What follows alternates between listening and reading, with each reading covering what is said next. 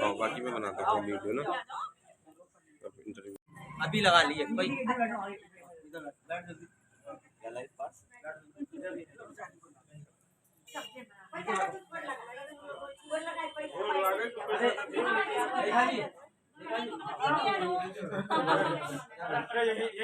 इतना बड़ा काम कर रहे हैं, हम प्रणाम करते हैं ऐसे लोगों को जो इतना महान कार्य कर रहे हैं। देखिए, हमें समाज में रहना है तो कुछ चीजें हमें ध्यान से सुननी ही पड़ेंगी। इन बच्चों का मन था कि हम भी ठाकुर जी की सेवा में अपनी हाजिरी लगाएं। तो क्या हम ऐसा विचार कर सकते हैं कि हम इन बच्चों को ठाकुर जी का दर्शन करा दें? अरे सौभाग्यशाली हैं आप लोग, जो आप लोगों के द्वारा इतना बढ़िया, माता जी के द्वारा इतना बड़ा आयोजन किया जा रहा है। हम तो सेवक हैं, जैसा माता जी बोलती हैं उर्मिला माता जी, वैसा हम करते हैं। तो मैं आमंत्रित करूंगा सतीश चौहान जी को कि अपनी संस्था के बारे में सूक्ष्म विचार रखें। सतीश चौहान जी, इसके बाद मीनाक्षी चौहान जी उसको थोड़ा सा विस्तार से बताएंगी।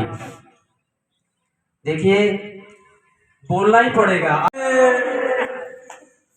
देखिए, बड़ा आनंद आ रहा है इस कथा में। लीजिए सतीश चौहान जी। राधे राधे। देखिए, जो एक आयोजन कथा का हो रहा है, यहाँ कोई ऐसा कोई विशेष बोलने का वो तो है नहीं। ये हमारा सौभाग्य है कि ये पूजा शर्मा जी, हरदीप शर्मा जी एक ऐसा आयोजन कर रहे हैं जो बहुत मुश्किलों से होता है। आप सब जानते हैं कि भागवत जो है कथा, ये तो कराते रहते हैं हम अपने घरों में, पर भागवत जो कथा है वो बहुत मेहनत करनी पड़ती है। काफी समय से मेहनत कर देते हैं हमारे शर्मा जी। और मैं धन्यवाद करता हूँ कि शर्मा जी ने हमारे दिव्यांग बच्चों के साथ यहाँ बुलाने का न्योता दिया। संस्था का तो ऐसी है कि दिव्यांग बच्चों के साथ काम करते हैं, सरकार द्वारा चलाई जा रही है। तो दिव्यांग बच्चों की कोई व्यवस्था नहीं थी, ये बच्चे घर पर थे, तो इन्हें धीरे धीरे हम जो शिक्षा की मुख्य धारा है उसमें जोड़ने का प्रयास कर रहे हैं। राधे राधे।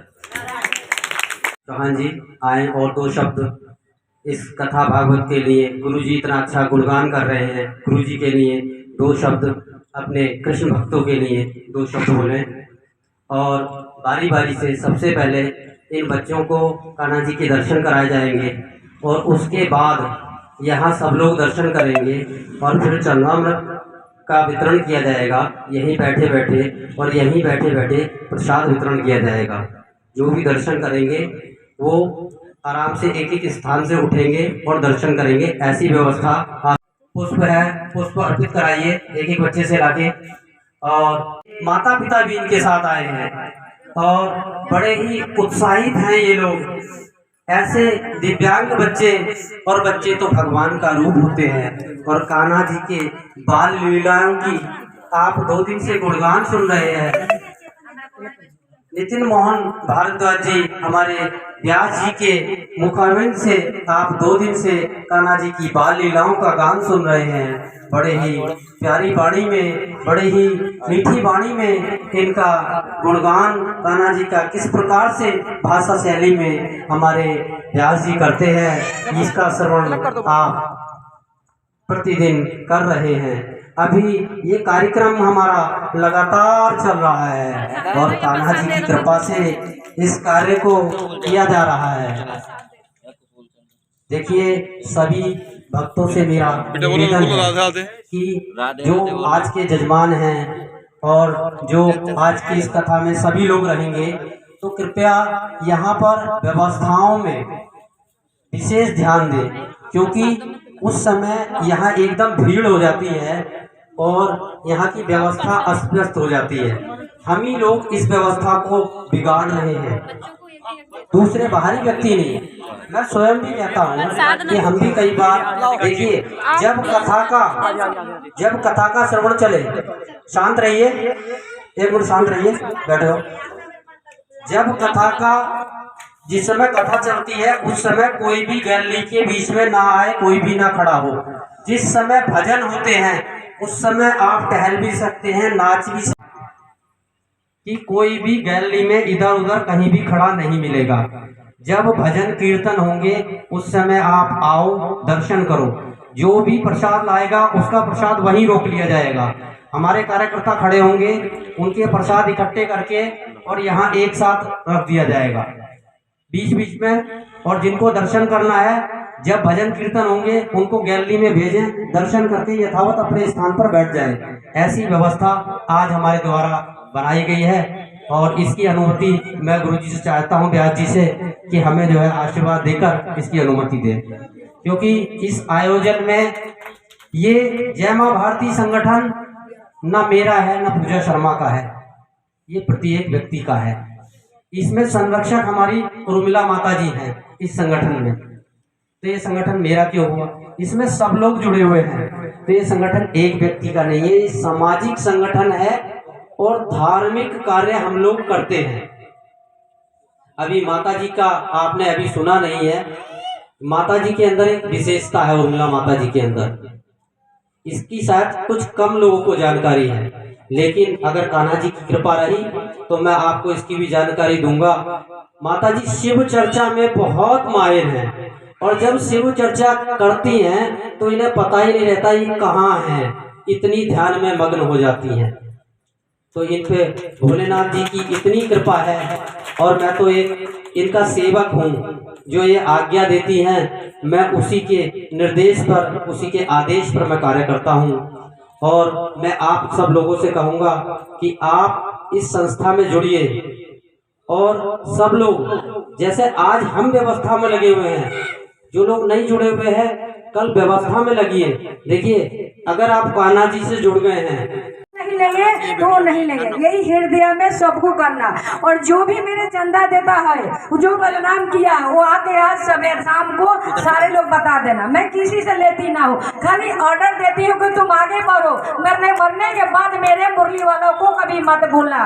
बोलो श्री कृष्ण भगवान की जय, राधे मैया की जय। दोस्तों, जैसा कि आपको ज्ञात है कि चैती मेला प्रांगण में श्री भगवत कथा का आयोजन चल रहा है, जिसमें आज हमारे समक्ष मौजूद हैं मीनाक्षी जी और सतीश चौहान जी, जो कि एक आरती फाउंडेशन नाम से संस्था चलाते हैं, जिनमें वो दिव्यांग बच्चों को निस्वार्थ उनकी सेवा करते हैं, उनको शिक्षा देते हैं और उनको आगे प्रोत्साहित करते हैं। तो ऐसे फाउंडेशन को हम सलाम करते हैं और उनको नमन करते हैं। और हम जो है आगे चलते हैं सतीश जी के पास और सतीश जी से जानेंगे उन्हें ऐसी प्रेरणा कैसे प्राप्त हुई कि वो दिव्यांग बच्चों पे कार्य करें, उनकी सेवा करें। तो हम चलते हैं सीधे और उनसे जानेंगे कि उनकी संस्था किस माध्यम से कार्य करती है। तो हम चलते हैं सतीश जी का। Satish ji, sir, Suryavanshi news channel में आपका स्वागत है। सर, आप बताएंगे आपकी जो संस्था है वो किस दृष्टि से कार्य करती है? देखिए, मैं सबसे पहले आपको ये बताना चाहूँगा कि मैं खुद भी एक मेंटल रिटार्डेशन जो मानसिक बच्चे हैं उनका स्पेशल एजुकेटर हूँ, विशेष शिक्षक। और ये दिव्यांग बच्चे हैं, 2017 में हमने दिव्यांग बच्चों का एक क्लिनिक शुरू किया।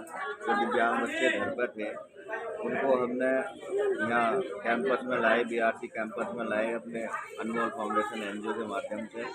और हम 2017 से, नवंबर 2017 से निःशुल्क उन दिव्यांग बच्चों को विशेष शिक्षा, फिजियोथेरेपी, साइन लैंग्वेज, ब्रेल लिपि आदि सिखा रहे हैं। और इस संस्था की जो मुख्य ट्रस्टी है मीनाक्षी चौहान जी, वो भी दृष्टिबाधित दिव्यांग बच्चों को ब्रेल सिखाती हैं और वो एमएड हैं।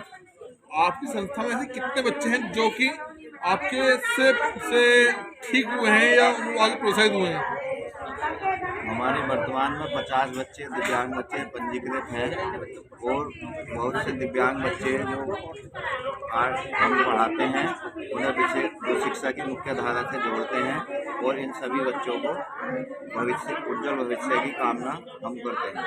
आज कान्हा जी के दरबार में जो बच्चों को लेकर आए हैं और उनको नमन करा रहे हैं, तो उससे कान्हा जी से आप क्या आशीर्वाद मांगते हैं?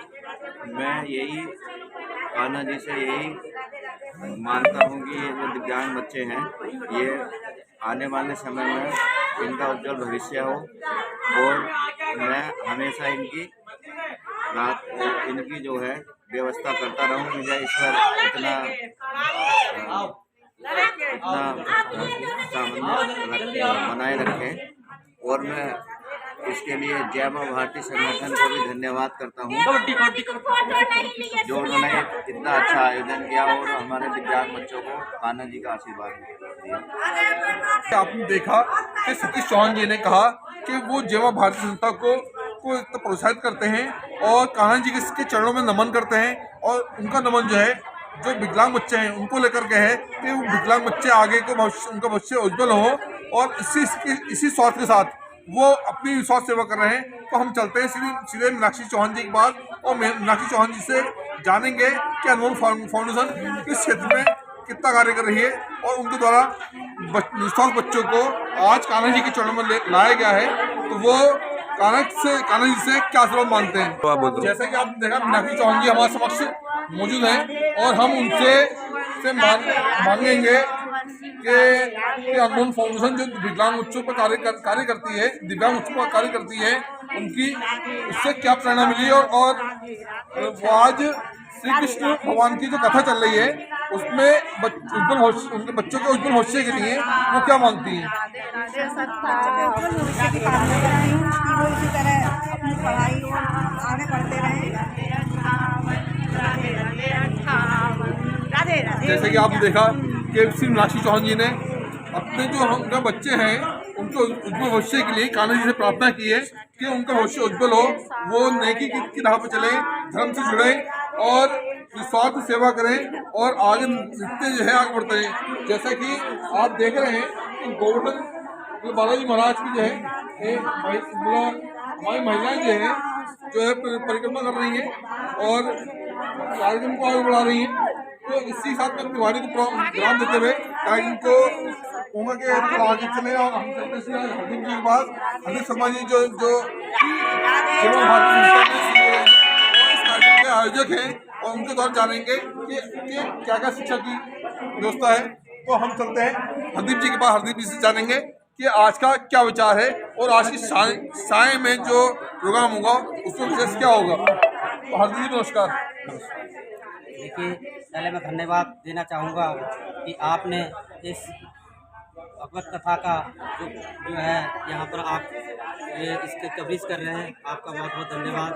आज हमारा जो इस सुबह की प्रभात की जो पूजन का कार्यक्रम था, इसमें अनमोल फाउंडेशन जो अपना दिव्यांग बच्चों के लिए काम करता है, उनकी जो मुख्य संरक्षक है, ट्रस्टी है मीनाक्षी चौहान जी के द्वारा हमसे इच्छा जताई गई कि हम ऐसे ऐसे करके दिव्यांग बच्चों को लाना चाहते हैं और वो इस भागवत कथा में आरती में शामिल होना चाह रहे हैं। उनका भी मन है कान्हा जी ठाकुर जी के दर्शन करने के लिए। तो यहाँ पर उन बच्चों को वो लेके आए और उन बच्चों ने बड़े ही प्रेम से श्रद्धा सुमन ठाकुर जी को अर्पित किए और यहाँ पर माथा टेका और कान्हा जी का आशीर्वाद लिया। तो मैं ईश्वर से और धन्यवाद देना चाहूँगा कि ऐसे बच्चों पर विशेष कृपा बनाएं ताकि वो कुछ स्वस्थ हो जाएं और अपने जीवन यापन को ठीक प्रकार से कर सकें। दूसरी सबसे अहम भूमिका उनके द्वारा और ये रही कि उन बच्चों के माता पिता भी उनके साथ आए और उनके गार्जियन भी आए। इसके लिए मैं उन्हें बहुत बहुत धन्यवाद देना चाहूँगा।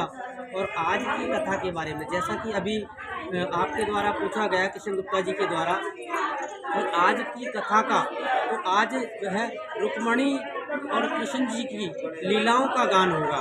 कल बाल लीलाओं का गान हुआ था, आज उनकी युवाओं लीलाओं का जो है यहाँ पर गान होगा।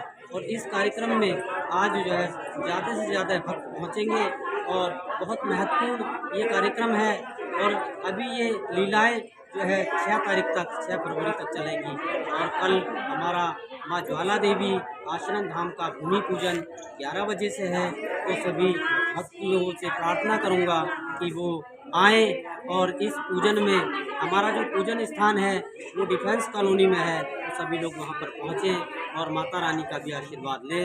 ऐसी मेरी कल से मैं जानूँ, कल कौन सा तारीख होगी? कल अपने 5 फरवरी 2023 दिन रविवार 11 बजे से प्रातः जो है भूमि पूजन का कार्यक्रम किया जाएगा। जैसे कि आपने देखा कि हरदीप शर्मा जी ने जो है कल होने वाले भूमि पूजन के बारे में जानकारी दी, और आज जो सायंकालीन में जो कथा का आयोजन है उसमें आज रुक्मणी और श्री कृष्ण भगवान की लीलाओं का वर्णन किया जाएगा, ऐसा उन्होंने बताया। तो हम आज बात करेंगे अगले कार्यक्रम में और मिलते हैं सायंकालीन में अपने नेक्स्ट वीडियो के साथ।